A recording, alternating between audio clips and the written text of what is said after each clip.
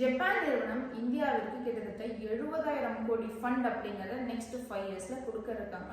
Maruti Suzuki, Maruti Indian company, but Suzuki is a Japan company.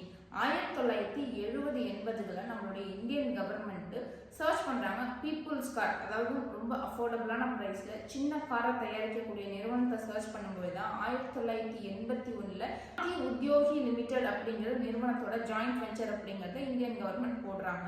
World வைடா search பண்ணும்போது Japan நிறுவனமான Suzuki நிறுவனம் மாருதியோட type அப்படிங்கறத 1982ல பண்றாங்க. 26% பங்குகள் அப்படிங்கறத சுசுகி நிறுவனம் அக்வயர் பண்றாங்க. தென் 1987ல 26% ஸ்டேக் அப்படிங்கறத 40% இன்க்ரீஸ் பண்றாங்க சுசுகி நிறுவனம். தென் 1992ல கிட்டத்தட்ட 50-50 பார்ட்னர் அப்படிங்கிற மாதிரி சுசுகி நிறுவனமும் மாறிட்டாங்க. 2003ல மாருதி நிறுவனம் பங்கு சந்தையில லிஸ்ட் ஆறாம ஐபிஓ வெளியிட்டு இப்போ மாருதி சுசுகி நிறுவனம் ஆகஸ்ட் 27ஆம் தேதி அகமதாபாத்ல ஒரு மிகப்பெரிய இவி மேனுஃபேக்சரிங் மற்றும் ஃபேக்டரி அப்படிங்கறத அமைச்சிருக்காங்க. அது ஓபன் பண்ண பிறகு சுசுகி நிறுவனம் ஒரு அனௌன்ஸ்மெண்ட் அப்படிங்கறத கொடுக்கறாங்க. டோஷிஹிரோ சுசுகி என்ன சொல்றாருன்னா 70,000 கோடி ஃபண்ட் அப்படிங்கறத இந்த மேனுஃபேக்சரிங் யூனிட்ல நாங்க போட இருக்கோம் நெக்ஸ்ட் 5 இயர்ஸ்ல.